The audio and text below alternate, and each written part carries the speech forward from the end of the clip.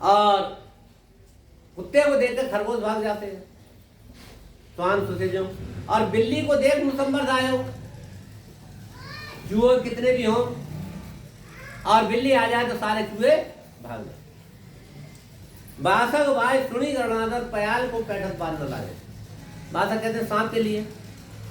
आपने देखा होगा कि बड़े बड़े जो बाघ होते हैं, बहुत बहुत भयानक जंगल होते हैं, तो उनमें मोर होते हैं, गरुड़, गरुड़ जिसे मोर कहते हैं। तो मोर को देखकर सांप नहीं रुक सकता, नाग नीचे बैठ जाता है या भाग जाता है। अगर आपके मकान में लगी हुई है मोरपंखी और कोई सांप आ जाए देख ले तो भाग जाएगा। पयाल को पैठक बांधना लायो, ग्वाल को देख नहीं तुम ठाड़ो। अब ग्वाल वर्दिया होते हैं, जैसे शेर जो है सबका पीछा करता है, मगर एक कमजोरी ऐसी होती है कि समय ऐसा आता है शेर ही भाग जाता है। कैसे भागता है? ग्वाल वर्दिया लोग खड़े हुए हैं और उन्होंने इकट्ठे होकर के आग जला दी और आवाज लगा दी ना, वो कर दी, तो शेर भी वहां से भाग जाता है, क्योंकि उसकी कमजोरी है। आग को देख करके शेर नहीं रुकता। जागृत गांव में चोर ना आवे, और गांव जगा हुआ है, किसी गांव में चोर आते हैं, बहुत चोर आते हैं और वहां पर आवाज लग रही है, तो जगह वो गांव में चोर वहां पर हमला नहीं करते। इसी प्रकार से नाम का प्रताप बताते हैं महाराज जी। संत महात्मा नाम प्रताप कहें सुखदेव जी, और बाज सुने आवाज सुनते ही, नाम की धवल होते ही, हमारा जब नाम जपते हैं हम, तो वहां पर कर्म रूपी चोर जो है वो वहां पर नहीं आ सकते। इस प्रकार से इस नाम का प्रताप ये बता। तो कहा उसको नीर फूस को तप कहाणो, गहणों का कथीर रूखे रंड का वायो। धुएं को क्या घोट गड़े को मोती कीजे, आग काट को मैल झूठ के तो गिरीजे। बादल की क्या छा जाल डो को घर आणो, और केवल बिन सुख राम नाम ऐसे सब जानो। बोलो राम। अरे कहा उसको नीर, उसका नीर क्या है? सूरज निकला, किरण फैली और उसका पानी खत्म हो जाता है। उसके बारे में एक पहेली है कि बरसा बरसी रात को और भीगो सब बन रहाय। पेड़न पानी चढ़ गयो घोड़ा मलमल नहाय, और घड़ा भरा नहीं नीर से पंछी प्यास हो जाए। उसके पानी से ना तो पक्षी की प्यास बुझ सकती है, ना कपड़ा धो सकते हैं, ना कुछ कर सकते हैं, मगर उसमें जब तुम जाओगे तो भीग जाओगे। तो ओस के नीर की तरह है ये। फूस को तप कहाणो, पहले छप्पर होते थे, छप्पर का फूस होता आगे जलाए तो बहुत ऊंचा जाता था, और लपट उसकी होती थी, मरे एकदम शांत हो जाती थी। अब गहनों का कथीर, गहना सोने चांदी का ही होता है। हर किसी की शादी है तो गहना बनाता है, कोई रंग का गहना थोड़ी बनाता है? चाहे एक चीज हो सोने चांदी, तो गहना जो असली सोने चांदी का। ऐसे ही अंडी का बाग बो दिया जाए तो उसके बोने से क्या फायदा? काम में तो आता नहीं। गधे को मोती लीजिए, ओला है ओला, कितना बढ़िया होता है, मगर वो गल जाता है, थोड़ी देर रुकता है तो गल जाता है। आग काट को मैल झूठे केतो एक लीजिए। अकौए लकड़ी का एक मकान बना लिया जाए तो उस मकान के बनाने से क्या फायदा, समझे? और झूठ केतो एक लीजिए। कोई बहुत झूठ बोलता है तो उसका झूठ कब तक चलेगा? जब सच्चाई सामने आए झूठ खत्म हो जाएगा। इसी प्रकार से जाल डोको घराणो, जाल डोको से मतलब यह है कि जैसे लकड़ी खड़ी की और उस पर जाल डाल दिया, तो उसको जाल डालने से उसका मकान बनाने से क्या फायदा? उसमें ना तो बरसात रुक सकती है और ना कुछ हो सकता है। केवल बिन सुखराम नाम ऐसे सब जानो। अब समझाते हैं केवल एक परमात्मा की प्राप्ति करना, उसके बारे में संत महात्मा समझाते हैं कि केवल के बिना और जितने भी नाम है वो ऐसे, उनसे चमत्कार तो होता है, फल की प्राप्ति तो होती है, परंतु मोक्ष की प्राप्ति नहीं हुई।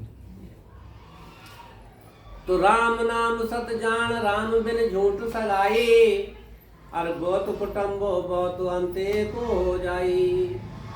हटवाड़े को लोग आण ग्रही सब वेला, आप आपके काजवान सब हुए वेला।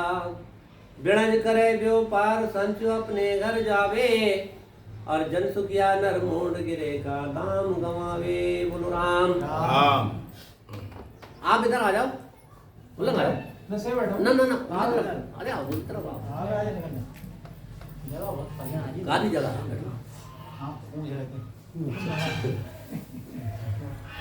अब कह रहे राम नाम सत्य जान। जिन्होंने इसको सच्चा समझा उन्होंने उसकी भक्ति की, क्योंकि हमारे वेदों में पुराणों में इसका प्रमाण है सब, और संत मत में भी इसका प्रमाण है कि नानक साहब आए उन्होंने इसी नाम को रटा, कबीर साहब आए उन्होंने इसी नाम को रटा, दादू साहब आए उन्होंने इसी नाम को रटा, दरिया साहब आए उन्होंने इसी नाम को रटा, और अपना ग्रंथ छोड़ के चले गए।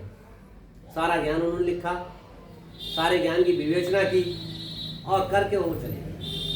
अब कह रहे जिन्होंने इसको समझा तो वो अपना कार्य करके चले गए। आज उनका नाम संसार में अमर है।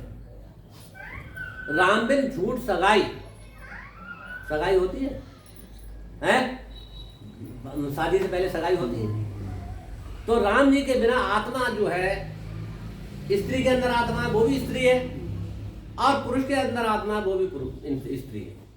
अब स्त्री का पति कौन होता है? पुरुष। पुरुष।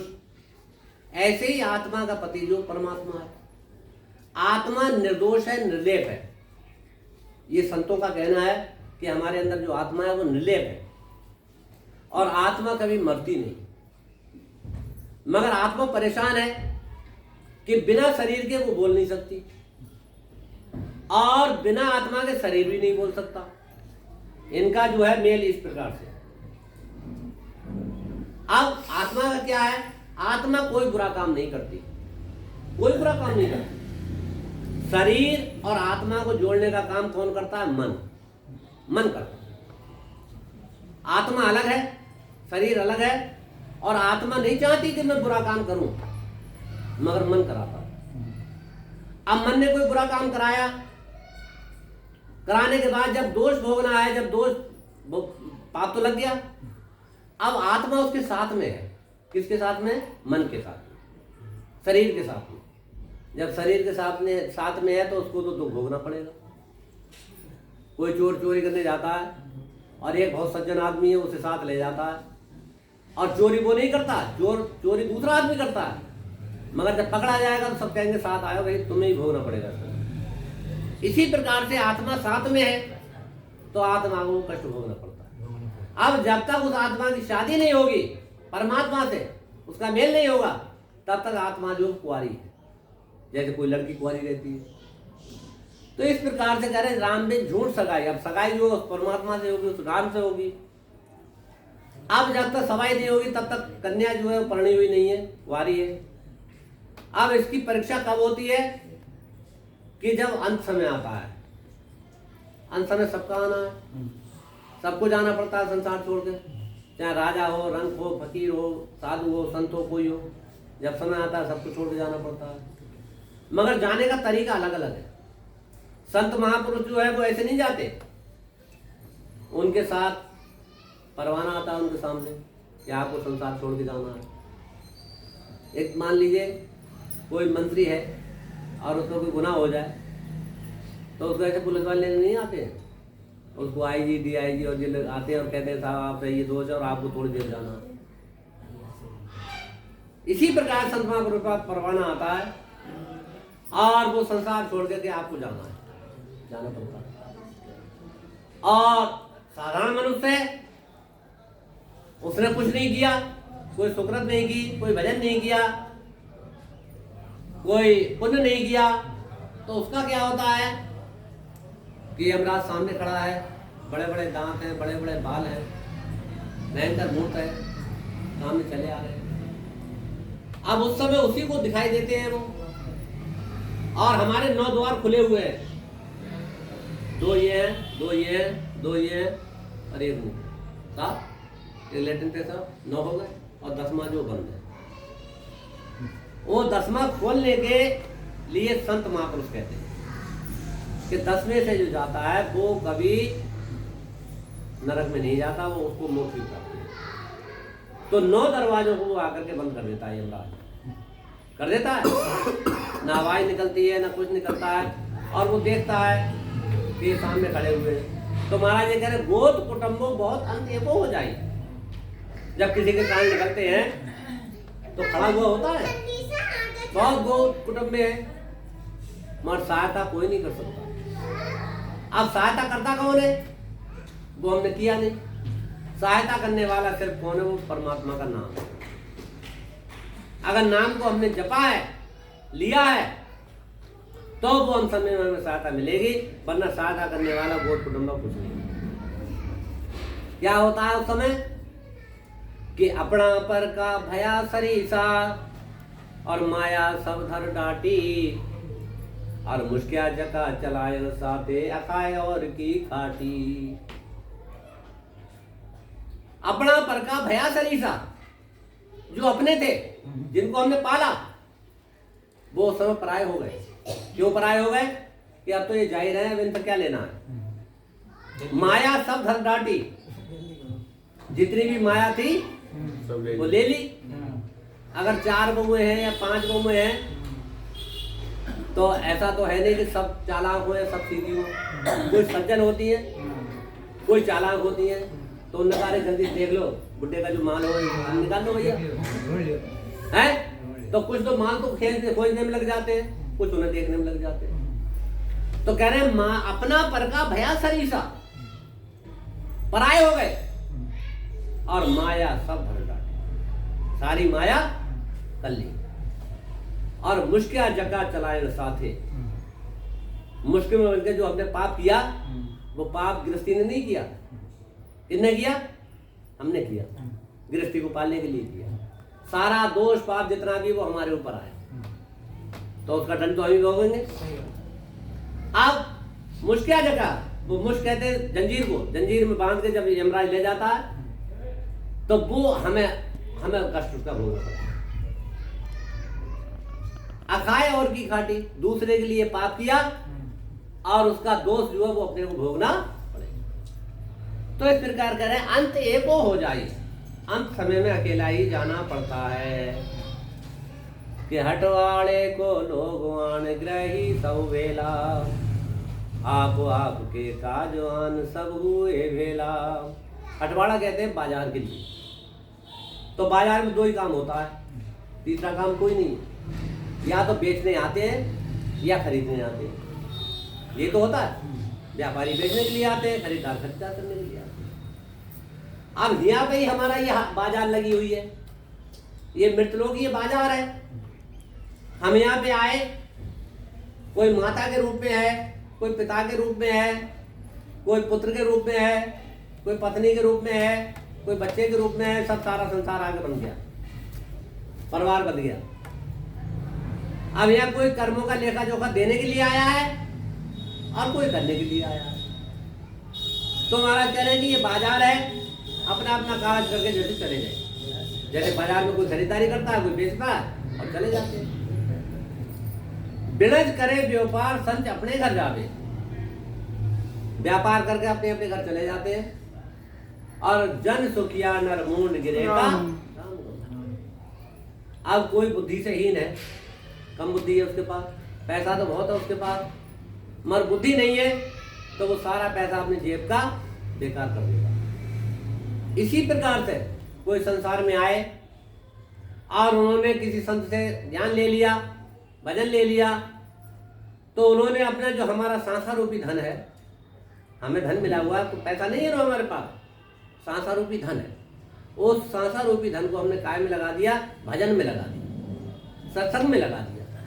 तो हमारा वो काम, हमारा वो धन लेके में आया, सफल हो गया, और खाली चला गया तो बेकार हो गया। तो इसलिए महाराज जी समझाते हैं कि इस प्रकार से ये तो यूं ग्रह में सब जीव हाट मज भेला होई, नफो समझिया होए वस्तु मोला वो कोई। गाफिल होता खाए गिरे का दाम गमावे, भांड भया देखाए फिर पाछे पछतावे। मेलो बिखर जाए फिर कारी नहीं लागे, और ओ मौसर सुख राम फिर मौसर नहीं जागे। बोलो राम राम। यूं ग्रह में सब जीव जैसे घर में इकट्ठे होते हैं, इसी प्रकार से जैसे बाजार में इकट्ठे होते हैं वैसे घर में इकट्ठे होते हैं। नफो समझिया होए बस्त मोला वो कोई। अब कोई व्यापारी है, किसी बाजार में गया, उसने देखा कि ये जीरा सस्ता है, तो वहां से उसने खरीद लिया और दूसरी जगह जाके बेच दिया, फायदा कमा लिया, फायदा कमा लिया। इसी प्रकार से कोई संत वृत्ति आत्मा संसार में आई और उन्होंने क्या देखा कि मुझे संसार में थोड़े दिन रहना, तो उन्होंने व्यापार कर लिया, काय का, राम नाम का, भजन का व्यापार कर लिया। तो उसने अपने सांसारों की धन को उसमें लगा दिया, तो उनका कार्य सफल हो गया। अब कह रहे हैं गाफिल गोता खाए गिरे का दाम है। और जो गाफिल लोग हैं, गाफिल का मतलब ये है कि जिनको कोई परवाह नहीं है कि हमारी सांसें कहाँ जाएंगी, क्या है, तो वो अपना सांस आरोपी धन पैसे ही खर्च कर देते। भांड भया देखा है फिर पाछे पछतावे। भांड होते हैं, नकल भरते हैं। अब वो आए, उन्होंने कोई नकल भरी, अब पैसा उगाया, अब उसके पास पैसा कम आया तो उसको पछतावा होता है कि आज के काम में मेरे कुछ कमी रह गई है, और मैं काम अच्छा करता तो पैसे ज्यादा मिलते, तो वो अपने उस पर पछताता है। इसी प्रकार से जीव आत्मा को उस समय पछताना पड़ता है कि मैंने संसार में आकर के कोई काम नहीं किया। मेलो बिखर जाए फिर कारी नहीं लागे। कारी कहते हैं दवा के लिए। ये हमारा 5 तत्व का मेल है, समझे। आपके अंदर ही कोई 5 तत्व है, मेरे अंदर ही 5 तत्व है, इनके अंदर ही 5 तत्व है। सारी दुनिया, सारा संसार जो 5 तत्व से बना है।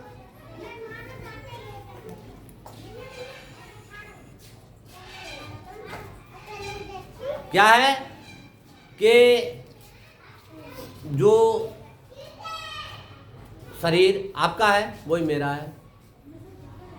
खून, त्वचा, नाक, चोटी सब कुछ आप ऐसी है, मगर फर्क कितना है? फर्क सिर्फ इतना है कि करणी कर्म अलग अलग है और बाकी सारे जीवात्मा एक से। करणी कर्म आपके अलग हैं और मेरे अलग। उन्हीं करणी कर्म की वजह से हमें जो है सुख और दुख भोगना पड़ता है। तो कह रहे हैं कि मेलो बिखर जाए, ये मेल है। अगर एक तत्व की भी मेल हो जाता, खत्म हो जाता है एक तत्व भी, तो हमारा शरीर जो फिर जीवित नहीं रहता और फिर दवा भी काम नहीं करती और उसके प्राण जो है वो निकल जाते हैं, शरीर छोड़ के वो चला जाता है। तो इसलिए संत महापुरुष समझाते, ओ मौसर सुख राम फिर मौसर नहीं जागे। ये अवसर आया हुआ है, गोल्डन चांस। हमें मृत लोक में नरदेही मिली है और इस नरदेही का हम फायदा उठा लें, जिससे कि हमारे संसार जो है, संसार में अपना कार्य करके चले जाएं और परलोक हमारा सुधर जाए, हमें परलोक में सदगति प्राप्त हो। तो जिण मुख में हरि नाम कर्म को जोर न लागे, भूत प्रेत छल छिद्र जम दूरा से भागे। विषय व्याध सब जाए रोग व्यापे नहीं कोई, 84 को काट जीत जन निर्मल होई। देव करें प्रणाम विष्णु ब्रह्मा शिव चावे, जन सुखिया निज नाम ब्रह्म के माए मिलावे। बोलो राम राम। अब जड़ मुख में हरि नाम कर्म को जोड़ना है, इसका प्रत्यक्ष प्रमाण मैं बताता हूँ। ये जो भरतखंड है हमारा, भारतवर्ष है, ये ऐसे ही नहीं बसा है, इसके अंदर ही विशेषता है। ये भरतखंड कौन थे? एक ऋषभ देव जी महाराज थे कि ऋषभ देव राजा जन होई, जहाँ रामचंद्र को जन्म न कोई। ऋषभ देव जी महाराज उस समय आए जिस समय रामचंद्र जी का जन्म भी नहीं हुआ था और उनके 100 पुत्र थे। 100 पुत्रों में 82 पुत्र जो थे उनका कोई पता नहीं आया, लेख नहीं आया, कहाँ चले गए। 18 बचे, 18 में 9 फिर इधर उधर लग गए जब तक क्रियाओं में। 9 बचे, 9 में 9 जोगेश्वर कहलाए, 9 जोगेश्वर। अब 9 जोगेश्वर वो कहलाए। अब 9 जोगेश्वर में एक थे भरत नाम के, एक भरत नाम के जो थे उन्होंने क्या काम किया कि अपने पिता की विरासत को आगे रखा। जैसे कोई पुत्र होता है, 4 पुत्र होते हैं, किसी का पिता अगर कोई शराबी है तो एक पुत्र ऐसा होता है कि अपने पिता का नाम रोशन करता है, कहते हैं पिता का नाम रोशन किया, शराबी हो गया, करता है नहीं। इसी प्रकार से कोई धर्मात्मा होता है पिता, तो एक पुत्र उसके धर्मात्मा के नाम को चलाता है। इसी प्रकार से भरत जी ने वो किया। क्या किया भरत जी ने कि भरत खंड आई ते नामा और भरत बसायो सिमरो रामा। भरत जी ने परमात्मा का भजन किया और इस भरत खंड को बसाया। और भरत खंड को बसाकर क्या काम किया, राज्य किया। तो 4 आश्रम पे होते थे पहले, बाल आश्रम, गृहस्थ आश्रम और वानप्रस्थ आश्रम और संन्यास आश्रम। 100 वर्ष की आयु मानी जाती थी। 1 से 25 तक विद्याध्ययन करते थे गुरुकुल में, तो उसको कहते हैं बाल आश्रम। 25 से 50 तक गृहस्थ आश्रम, शादी करते थे, स्त्री के साथ वो रहते थे 25 से 50 तक। और 50 से 75 तक वानप्रस्थ आश्रम, घर में रहते थे, स्त्री से कोई संबंध नहीं। और 75 से 100 तक संन्यास आश्रम। संन्यास आश्रम जब लेते थे तो क्या करते, राजा थे, जिम्मेदार थे या कोई गृहस्थी थे, क्या करते थे कि घर को छोड़ करके और वन में चले जाते। वन में जाने का कारण क्या था उनका, भाई भजन तो घर में भी हो जाएगा, मगर सिर्फ उनका कारण ये था कि घर में जब होते तो बच्चे उनसे किसी काम को पूछते, कहते हैं नहीं, कोई परेशानी पड़ जाती तो आगे पूछते हैं। अब वो जब घर छोड़ के चले गए तो उनको जाने की, फिर किसी को जाने की जरूरत नहीं है, अकेले में अपने वो भजन करते। इसी प्रकार से भरत जी ने किया। भरत जी ने क्या काम किया कि अपना राज अपने पुत्र को दे दिया और पुत्र को देकर के भजन करने के लिए जंगल में चले गए। जब जंगल में चले गए तो वहां पर वो करते रहे बहुत दिनों तक भजन करते करते। क्या हुआ, एक दिन एक घटना घटी कि एक हिरनी जो थी वो गर्भवती, और हिरनी जो भागी आगे आगे चली जा रही है और पीछे से शेर जो है उसका पीछा करता हुआ चला जा रहा है। अब वो डर के मारे क्या किया कि साधु के आश्रम में घुस गए, उनके भरत जी के आश्रम में। आश्रम के किनारे पे एक गड्ढा था, हिरनी घबरा करके उस गड्ढे में गिर गई। जब गड्ढे में गिर गई तो गिरते ही वो मर गई, हिरनी खत्म हो गई और उसके बच्चा पैदा हो गया। और शेर ने क्या काम किया, शेर मरे हुए खाता नहीं, वो छोड़ के चला गया। ये सारा करिश्मा भरत जी देख रहे थे। अब भरत तो साधु वृत्ति थे, संत वृत्ति थे, क्या करें, नहीं उठाते हैं तो दोष लगता है कि दया बिन सात कसाई, दया नहीं है तो कसाई के समान। भरत जी आए, उठ के देखा, बच्चे को उठाया, उठा कर उसको नहलाया धुलाया, साफ किया और हिरनी का जो वो दाह संस्कार कर दिया। अब बच्चे को पालने लगे, वो हिरन के बच्चे को पालने लगे, उसे दूध पिलाना, उसे नहलाना धुलाना सब कुछ करने लगा। बड़ा हो गया, एक बच्चे की तरह उसे पालने लगे। तो अब बट गया ना प्यार, जो परमात्मा की तरफ था प्यार वो उधर लग गया, लग गया, यदि उधर बट गया। अब कहते हैं, संतों ने ये कहा है कि अंत समय जो होत वासना तामे बासा पाया, और कह सुख राम वासना ऊपर कर सुवारी आया। करते करते बहुत दिन हो गए और उन्होंने हिरण को छोड़ा नहीं। अंत समय उनका आ गया, शरीर छोड़ने का समय आ गया। भरत जी का शरीर छोड़ने का जब समय आया तो उनकी वासना कहाँ गई, उस हिरण में गई। ये वासना गई कि आखिर में इसका क्या होगा, अब इसको करने वाला कोई नहीं है, इसका क्या होगा। उस वासना की वजह से उनको हिरण के गर्भ में आना पड़ा, हिरनी के गर्भ में आना पड़ा इतने बड़े संत को, वासना के ऊपर। मगर उनका ज्ञान भंग नहीं हुआ, ज्ञान उनका वैसा ही रहा। अब पशु जो है वो भजन नहीं कर सकता, भोग्यो नहीं है वो तो। अब उन्हें ज्ञान है मगर पछतावा कर रहे हैं कि अगर मैं इस हिरण के बच्चे को नहीं पालता तो मेरी वासना इसमें नहीं जाती।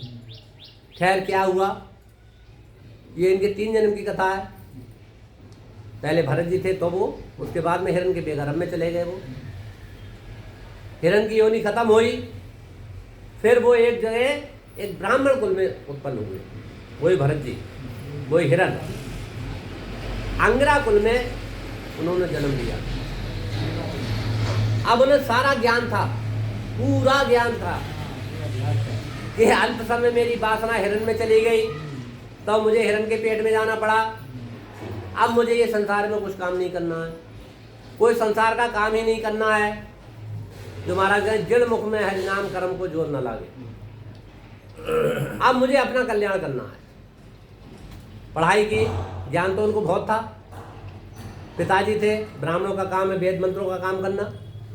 पिताजी ने मंत्र दे दिया, गायत्री मंत्र दे दिया कि भाई तुम इसे पढ़ो, याद करके सुनाओ। अब ये याद, आप हमेशा याद रखो, जिस किसी को कोई काम करना नहीं है तो काम बिगाड़ के करो। किसी ने कहीं घर में आए, रिश्तेदार आए, उनने कहा भाई बहू तुम जरा खाना बना लो। अब उसे बहू को काम करना नहीं है तो बिगाड़ करे वो।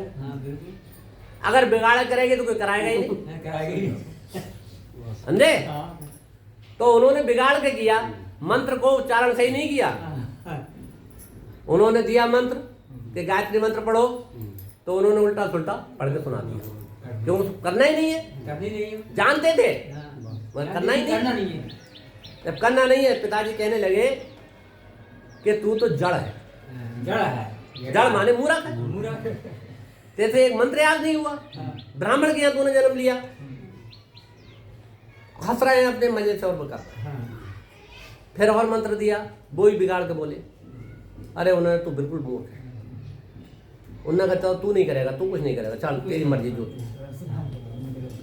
अब वो क्या करते थे, जाकर एकांत में बैठ जाते थे। एकांत में बैठे भजन में अपने लीन हो गए। तो साथ के बच्चे होते हैं ना, वो कहते थे अरे तू तो जड़ है। तो उनका नाम वहां से जड़ भरत पड़ा। उनका नाम जड़ भरत पड़ा। जब जड़ भरत पड़ा, जड़ भरत नाम उनका पड़ गया। अब एक दिन क्या हुआ कि पिताजी संसार छोड़ के चले गए, माताजी भी चली गई। 2 भाई थे, ये छोटे थे, एक बड़े भाई थे, एक भाभी थी। अब जो काम नहीं करेगा तो भैया उसे खाना तो बड़ा मुश्किल पड़ता है ना। साजे का पूत काम नहीं करेगा तो घाम तो जरूर मिलेगा, हैं? तो भाभी कहने लगी कि जो तुम्हारा भाई जो 6 रोटी खाता है, काम कुछ करता नहीं है, हैं? इससे कुछ काम कराओ। बोला ठीक है भाई। खेत पे ले गए और बोले भाई इसे खेत को खोदो जरा। उनने क्या कहा, भाई बता के चला आया। उनने एक ही जगह कुआं बना दिया। खोदते खोदते एक ही जगह कुआं बना दिया, काम करना ही नहीं था। उनने खेत अगर हम 1 बीघा खोदेंगे, 2 बीघा खोदेंगे तो फिर से कराएंगे कल को, इससे बिगाड़ा करना। एक ही जगह कुआं बना दे। भाई आया, अरे तू तो बिल्कुल जड़ है, बिल्कुल मूर्ख है। एक जगह कुआं बना दिया तो मुझे काम करना पड़ेगा, दोबारा पाटना पड़ेगा। बोले आपने ही तो कही थी खोदो, तो मैं खोद रहा हूँ। फिर भाई से कही कि भाई ऐसा है, जाओ जाके खेत रखाओ, पक्षियों को देखियो, पक्षियों को देखियो। गए, ओहो संत वृत्ति आत्मा कह रहे हैं, ओहो हरे पीले बड़े चिड़िए बहुत बढ़िया हैं, बहुत अच्छे हैं। ओहो इनके कोई कमाने वाला थोड़ी है ना, हल है ना बैल है, खाओ खूब खाओ खूब खाओ। सारा खेत चुवा दिया। अब भाई आया, देख ये क्या कर रहे हैं। बोले तो आपने तो भाई पक्षियों को देखियो। देख रहे हैं भाई, देख रहे हैं भाई हम तो। निकाल दिया।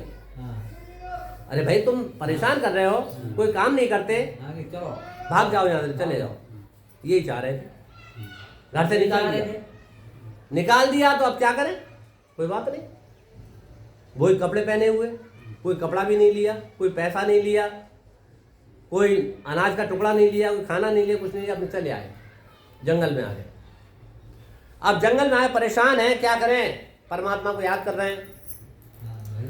उसी वन में जो था एक डाकू था, और डाकू काली की सिद्धि कर रहा था, देवी की, काली की। और 40 होता है इनका, हर एक वो सिद्धि का 40 होता है। तो आखिरी दिन था उसका, और भेंट देनी थी उसे, किसे? किसी मनुष्य की। मनुष्य अब उनने देखा, देखो भैया वन में कोई जंगल में कोई आदमी हो तो पकड़ के लाओ भेंट देने के लिए। वो उसके साथी गए, जब देखा तो वो ही खड़े थे, वही खड़े जड़ भर तो पकड़ के ले आए, ले आए, ला गए और बोले महाराज ये मिलाया। बोले ठीक है, इसी की भेंट दूंगा। इसकी भेंट कर दो। उन्हें निलाया धुलाया, खूब लाल कपड़े पहनाए, तिलक उलक लगाया, माला पहनाई। अब सोच रहे हैं भेंट तो दी जाएगी आज। हाँ, बिल्कुल।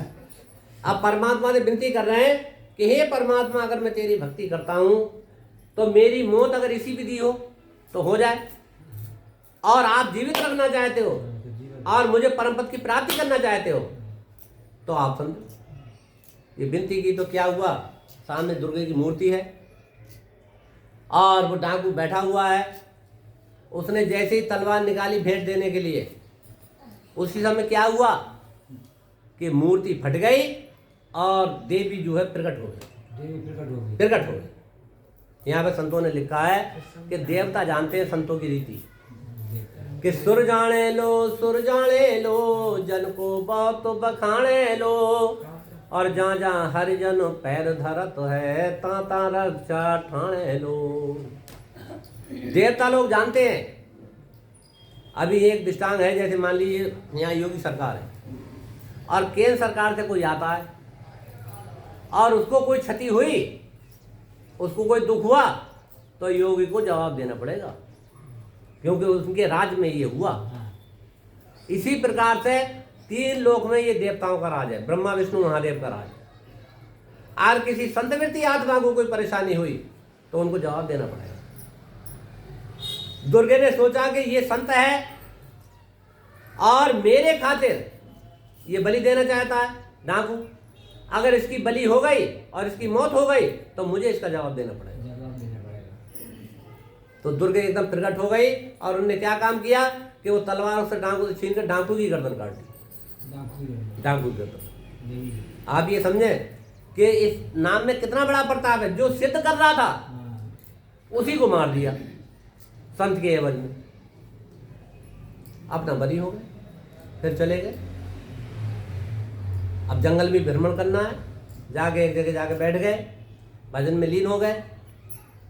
अब एक जगह क्या रघुगण थे, राजा रघु जो थे वो काशी जा रहे थे, काय के लिए? विद्या अध्ययन करने के लिए, गुरु बनाने के लिए, अपने शरीर का उद्धार करने के लिए।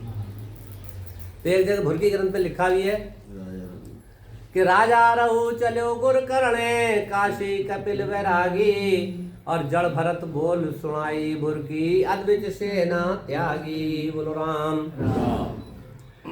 और रघुगण चले जा रहे थे, उनकी पालकी तैयार थी, पीछे सेना थी। अब चलते चलते क्या हुआ, रास्ते में उन्हें एक जो पालकी चलाने वाला था उसकी तबीयत खराब हो गई, पालकी रख दी। अरे भाई, राजा कहने लगा पालकी क्यों रख दी? बोले महाराज हमारा कोई आदमी है पालकी चलाने वाला, उससे तबीयत खराब हो गई है इसलिए रख दी। तो उन्होंने कहा देखो यहाँ पे कोई जंगल में हो तो लाओ देखो। गए, इधर उधर गए तो देखे तो कोई बैठे, जड़ भरत जी। जड़ भरत जी बैठे, उन्हें ले आओ, चलो हमारे राजा बुला रहे हैं, हमारे सामने चलो। ले आए उन्हें, बोले ये पालकी उठाओ। देखते हम खूब मोटे ताजी, अच्छे हट्टे कट्टे, क्योंकि ऐसे लोगों को चिंता तो होती नहीं है, चिंता नहीं तो काय की वो परेशानी। पालकी उठा दी, मगर उनको ये ज्ञान था, चल रहे थे। तो देखो चार चीजें जो सोच समझ करना चाहिए। जो पैर हम उठा कर रख रहे हैं, एक पैर हमने रख दिया, दूसरा उठा कर रख रहे हैं, कहाँ रख रहे हैं हम? हमारे पैर थे कोई चींटी, कोई चीटा, कुछ ना मर जाए। ऐसे नहीं कि ऊपर पैर मुंह उठाया और चल दिए। हमें बोलना है तो हिये की तराजू में तोल के बोलना है। जो हम वचन बोल रहे हैं किसी को क्षति तो नहीं पहुंचे, तो कैसे बोलना है? तो बहुत समझ के बोलना है। तो उन्होंने क्या काम किया, पालकी उठाई, चलने दिए। अब उनकी परीक्षा लेने के लिए ऐसे जो है, एक जगह ऐसा हुआ कि चींटियों का झुंड जो सामने आ गया। उनने पैर ऐसे उठा कर रखा, जो कूद गए। कूद के रखा तो पालकी कूदी, राजा के पालकी में लग गया। राजा बड़े परेशान ने, देखो कौन है भाई, देखो क्या हुआ ये? तो बोले महाराज ये नया आदमी है, पालकी से चलानी नहीं आ रही है, इसलिए ऐसा हुआ। तो इस प्रकार से 3 बार हुआ। जब 3 बार हुआ तो बोले कि अब इसको जो दंड देना ही पड़ेगा। पालकी रखवा दी और बोले इसे मेरे सामने लाओ। अब राजा के सामने खड़ा कर दिया। अब भरत जी सामने खड़े हैं, जड़ भरत। बोले भाई व्यंग कसने लगा राजा, कहने लगा कि देखने में बहुत मोटा ताजी हो तुम, बहुत सुंदर हो, और पालकी चलाना नहीं आती है। तो बोले महाराज माफ कीजिए मुझे, आप ये बताइए कि ये तो मेरे शरीर का दोष है, आत्मा तो सबके अंदर एक ही है, आपके अंदर ही वही आत्मा है और मेरे अंदर ही वही आत्मा है। आत्मा का स्वरूप एक सा ही होता है, शरीर छोटा मोटा होता है। अब आप कह रहे हैं बड़े मोटे हो, ये हो, तो मैं क्या करूं, मेरे शरीर का स्वभाव है। फिर आप कह रहे हो कि ऐसे चलता है, कूद के चलता है, तो महाराज मैं ये चल कर रहा हूं कि मेरे पैर से कोई चींटी, कोई चीटा, कोई दब ना जाए, यानी हत्या ना हो जाए। इतना जब सुना तो राजा एकदम जो है वो भयभीत हो गया। और भयभीत तो सोचने लगा कि ये कोई संत है, समझे। बोले महाराज आप हो कौन? बोले मैं कोई हूं, आप अपना कार्य कीजिए। बोले ना। राजा एकदम डरने लगा, कहने लगा कि मुझे जो है डर लगता है। तो जड़भर कहने लगे हे राजा तुम क्यों डरते हो मुझसे? तुम्हारे पास सैन्य बल है, बुद्धि बल है, धन बल है, सारा बल तो तुम्हारे पास है। अब तुम मुझे एक अकेले आदमी से मुझसे क्यों डरते हो तुम? तो बोले हे संत महापुरुष, मैं समझ गया कि तुम कोई संत महापुरुष हो, तुम सारा वर्णन सुने ही हो। मैं किसी से नहीं डरता, मैं इंद्र के वज्र से भी नहीं डरता, शंकर के त्रिशूल से भी नहीं डरता, और मैं विष्णु के सुदर्शन चक्र से भी नहीं डरता। मैं किसी से नहीं डरता संसार में। मैं डरता हूं तो सिर्फ संत के अपमान से डरता हूं, कि मेरे द्वारा किसी संत का अपमान ना हो जाए। अगर संत का अपमान हो गया तो संत तो कुछ नहीं कहेगा, मगर वो परमात्मा मुझसे जो बदला लेगा, तो उसके बदले में पता नहीं क्या हो। इससे मैं डरता हूं। तो उन्होंने कहा राजा डरो मती। तो बोले कहने लगे, राजा कहने लगा कि महाराज मुझे अब कुछ ज्ञान कराइए, मुझे कुछ ऐसा उपदेश दीजिए जिससे कि मेरे आत्मा को शांति मिले। तब उन्होंने कहा कि हे राजन सुनो, ये संसार सागर है सारा। ये अब इस संसार सागर से कैसे निपटना है, क्या करना है, कि मैं तुम्हें एक बात बताता हूं, एक दृष्टांत बताता हूं कि कोई व्यापारी था। अब व्यापारी घर से निकला व्यापार करने के लिए, उसे 4 ठग मिल गए। अब उन्होंने कहा कि भाई हम भी चल रहे हैं तुम्हारे साथ, हम भी व्यापार करेंगे। उस व्यापारी को पता नहीं चला, रास्ते में गए और उसे जाकर ठग लिया। तो ठग जो थे वो मारते नहीं थे, ठग धन ठग देते थे। अब ठग लिया, उसे छोड़ दिया। अब उसके पास में भैया ना तो खाने का कोई चीज़ है, ना पीने की कोई चीज़ है। अब बेचारा भूख प्यासे व्याकुल इधर घूम रहा है। अब जल की तलाश में, पानी की तलाश में गया वो, तो एक कच्चा कुआं था। कुएं में देखा तो पानी देख रहा था वो, तो देखते ही देखते क्या हुआ, वो उसमें फिसल गया। जब फिसल गया तो उसका पैर जब फिसला तो उस कुएं में एक डाली थी मोटी, वो डाली उसने पकड़ ली। जब डाली पकड़ ली, अब वो लटका हुआ है। अब नीचे देखता है तो वहां कुएं में जो था एक सांप बैठा हुआ था नीचे। अब वो कह रहा है नीचे अगर जाता हूं तो सांप खा लेगा, और यहाँ बैठे में लटका हुआ, मैं क्या करूं, बड़ा परेशान। अब मैं जाऊं किधर को, पानी की प्यास है, भूख की प्यास है, अब क्या करूं। अब उस पे एक जो था मधुमक्खी का छत्ता था, उसमें से थोड़ा बहुत शहद टपक रहा था।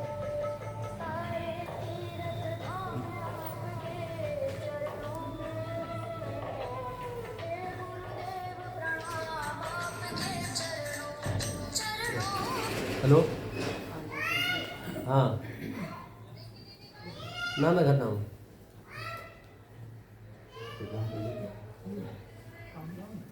अब उनने क्या काम किया कि वो मधु टापने हुए हैं जी, वो चाटने लगा। इधर से देखा, बड़ी मुश्किल से लिया वो, फिर इधर उधर, यानी भूख प्यास से व्याकुल। अब वो देखते देख क्या देखता है कि उस डाली को जो एक चूहा काला और एक सफेद दोनों काट रहे हैं। अब उन्हें काट रहे हैं तो इसमें गिनना ही है, मुझे गिनना है नहीं। अब बड़ा परेशान करते करते क्या हुआ कि लालसा है कि मैं और एक बूंद खा लूँ शहद की। बहुत देर हो गई, वो डाली चूहों ने काट दी और काट के वो गिर गया, सांप ने उसे काट लिया, मर गया। तो वो कहने लगे, भरत जी कहने लगे, राजा कहने लगा कि महाराज ये क्या था? बोले यही तो संसार सागर का वो दुख है। जीव जो है लालसा में है, समझे? हमारे अंदर लालसा है। वो डाली पकड़े हुए थे, डाली जो है वो आयु है और चूहे जो वो रात दिन है, रात और दिन, रात दिन निकल रही है, आयु हमारी जा रही है। और जब आयु चली जाएगी तो यमराज मारी देगा। तो राजा को एकदम बोध हो गया और कहने लगा, महाराज अब मुझे इससे छुटकारा पाने के लिए मेरा कोई युक्ति बताइए। तब उन्होंने कहा कि राजन बैठो, और 2 अक्षर हैं, रा और माँ, इसको आप रटिए। युक्ति के साथ उसको भेद बताया। तो राजा वहीं पर बैठ गया। तो फिर उसकी समाधि लग गई। क्या हुआ कि राजा रघु चलो गुर करणे, काशी कपिल बैरागी, और जड़ भरत बोल सुनाई भुरकी, अद्विज सेना त्यागी। ऐसा ज्ञान राजा को लग गया कि राजा ने वहीं सेना त्याग दी और वहीं पर बैठ गया। तो महाराज जी कह रहे हैं कि जिण मुख में हरि नाम, कर्म को जोर न लागे, और भूत प्रेत छल छिद्र जम दूरा से भागे। विषय व्याध सब जाए, रोग व्यापे नहीं कोई, और 84 को काट जीत जन निर्मल होई।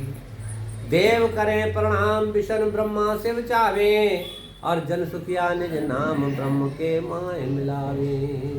वो नाम ऐसा है कि अगर डट ले और जोरदार भजन कर ले तो यमराज के चक्कर में कभी भी वो नहीं आएगा। ऐसे संतों की महाराज क्या कह रहे हैं कि जहाँ सिमरिया हर नाम जीत निशान गुराया, और मिल्या ब्रह्म में जाए सुन में शहर बसाया। ज्यों जल गलियो नून समुद्र शिलता समाणी, प्राण मिले यूं जाए नाम जगमाए निशानी। कहा कहूँ इण नाम की आगे अगम लखाए, और जन सुखिया रट राम रे करत हुआ इण माय। कह रहे जहाँ सिमरिया हर नाम, जिन्होंने इस परमात्मा के नाम को जपा है, जीत निशान घुराया। जैसे एक राजा दूसरा राजा जब चढ़ाई करता है तो उसका झंडा उछाल के फेंक देता है और अपना झंडा गाड़ देता है, इसी प्रकार संत महापुरुषों की वृत्ति है कि वो जब भजन करते हैं तो 3 लोग का झंडा 3 लोग को जीत लेते हैं और चौथे लोग की तैयारी करते हैं। तो मिले ब्रह्म में जाए, ब्रह्म में जाके बस जाते हैं, और शून्य में शहर बसाया। शून्य में जहाँ कुछ नहीं है, शून्य है, वहां पे जाकर के वो समाधि लगा देते हैं। ज्यों जल गलियो नून, जैसे पानी और नमक 2 है? नमक की डेली डाली तो पानी अलग है, नमक अलग है। और जब वो गल गया तो नमक का नाम खत्म हो गया, पानी हो गया। इसी प्रकार से हमारे अंदर ब्रह्म भी है और जीव भी है। अब जीवपना जब खत्म हो जाता है तो ब्रह्म ही ब्रह्म वो हो जाता है, जीवपना उसका खत्म हो जाता है। समुद्र सिलता समाणी, कोई गंदी नाला है या नदी है और समुद्र में जाके मिल गई तो उसका नाम जो है वो सारा खत्म हो जाता है। गंगा नदी है, गोदावरी नदी है और नदी है, यमुना है, सरस्वती है, सारी नदी है, सबके नाम अलग अलग हैं। और ये जाकर समुद्र में मिल जाए तो समुद्र हो जाएगी। इसी प्रकार से जो जीव हैं अगर वो ब्रह्म में जाके मिल गए भजन करके तो महाराज समझा रहे हैं कि उनका जो जीवपना खत्म हो गया। प्राण मिले यूं जाए नाम जग माय निशानी, प्राण मिल जाता है और संसार में उनकी निशानी नहीं रहती। जैसे पहले संत आए हैं कहा कहूँ इन नाम की, इन नाम की महिमा मैं कहाँ तक कहूँ। आगे अगम लखा है, आगे अगम की बातें उनको सूझने लगती है। और जन सुपिया रट राम रे करक हुआ इड़माय। तो महाराज कह रहे हैं कि वो नाम को रट करके और करक हो। इस प्रकार से संतों ने समझा। अब आगे? हैं?